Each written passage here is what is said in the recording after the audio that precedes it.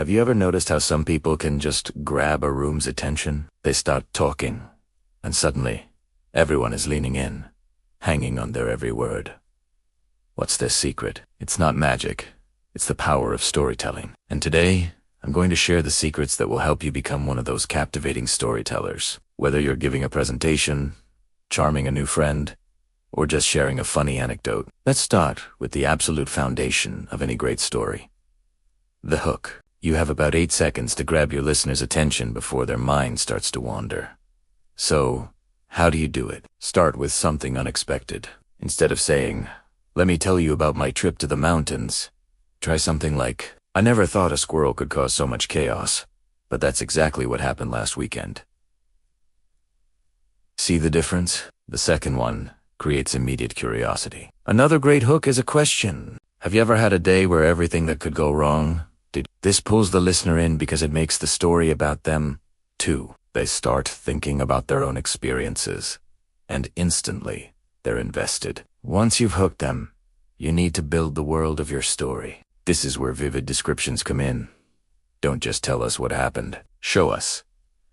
Instead of saying, "The market was busy," paint a picture. Say something like, "The air was thick with the smell of roasting spices and sweet pastries, and the sound of 100 different conversations blended into a constant, energetic hum." Use sensory details. What did you see, hear, smell, taste, and feel? Describing the sticky, humid air or the rough texture of a stone wall makes your listener feel like they rewrite there with you. This isn't about listing every single detail, but choosing a few powerful ones that create a strong impression and bring the scene to life. Now, let's talk about the heart of your story, the characters. Even if the story is about you, think of yourself as the main character. Every good story needs a character the audience can root for. To do this, you need to show vulnerability. Share your feelings. Were you nervous? Excited? A little bit scared? Saying, "My hands were trembling as I stepped onto the stage," is so much more relatable than, "I was about to give a speech." When your audience understands your emotional state, they form a connection with you. They feel what you feel. And don't forget other characters in your story. Give them a quick, memorable trait. Maybe your friend has a laugh that sounds like a cartoon character, or the barista had a ridiculously long mustache. These little details make them feel real and memorable. Every compelling story has a conflict. This doesn't have to be a massive, world-ending problem. Conflict is simply the obstacle your character has to overcome. It's the what went wrong part of the story. Maybe you got lost on the way to a job interview. Maybe you tried to bake a cake, and it turned into a volcanic disaster. The conflict is what creates tension and makes the audience wonder, what's going to happen next? This is the engine of your narrative. Without a problem to solve, your story is just a series of events. It's the struggle that makes it interesting. So, when you're telling a story, clearly define the challenge. The rain started pouring, and I realized I had left my car keys inside the locked office. Instantly, your audience is engaged, waiting to see how you'll solve this problem. With the tension built, it's time for the climax. This is the peak of your story, the moment of maximum tension where the conflict comes to a head. It's the moment you finally confront the angry squirrel, or you have to give your presentation using slides you've never seen before. Make this moment impactful. Use shorter sentences. Build the pace. For example, the dog was getting closer. My heart was pounding. I had to make a choice. I took a deep breath, and I ran. The quick rhythm mimics the feeling of panic and excitement. Don't rush this part. Let the audience feel the suspense. This is the payoff they've been waiting for since your initial hook. After the climax, you need a resolution. How did it all end?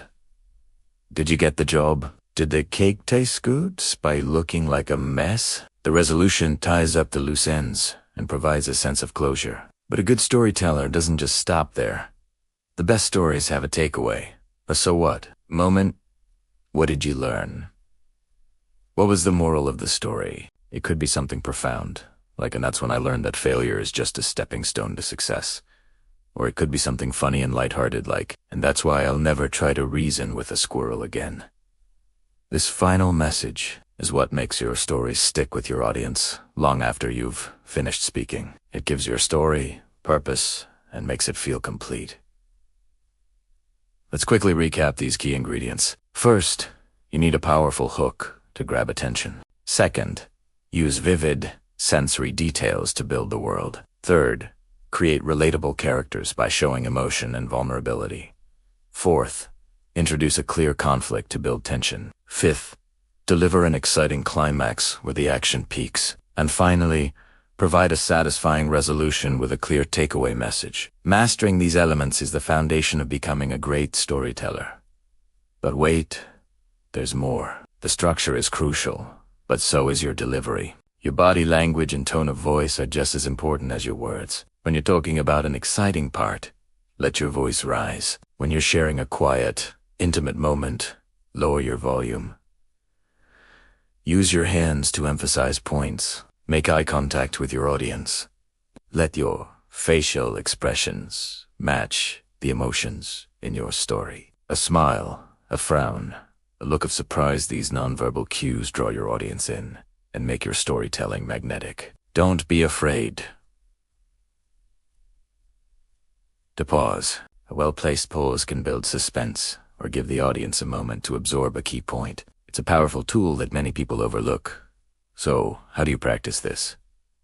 Start small. Think of a simple story from your week, something funny that happened at the grocery store, or a challenge you faced at work. Try telling it to a friend or family member using the techniques we've discussed. You can even record yourself on your phone and watch it back. It might feel a little awkward at first, but it's the best way to see what you're doing well and where you can improve. Are you using your hands? Is your voice dynamic? Is your hook strong enough? Pay attention to how people react when you tell stories. Do their eyes light up?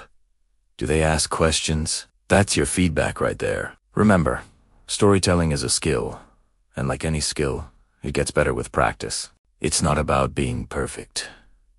It's about connecting with other people. Every single person has stories worth telling. You have a unique perspective and experiences that nobody else does. The secret is just learning how to share them in a way that captivates and engages others by using a strong hook, painting a picture with your words, creating relatable characters, building tension, and delivering a satisfying conclusion. You can turn any simple event into an unforgettable tale. So go out there, find your story, and start sharing it. You've got this.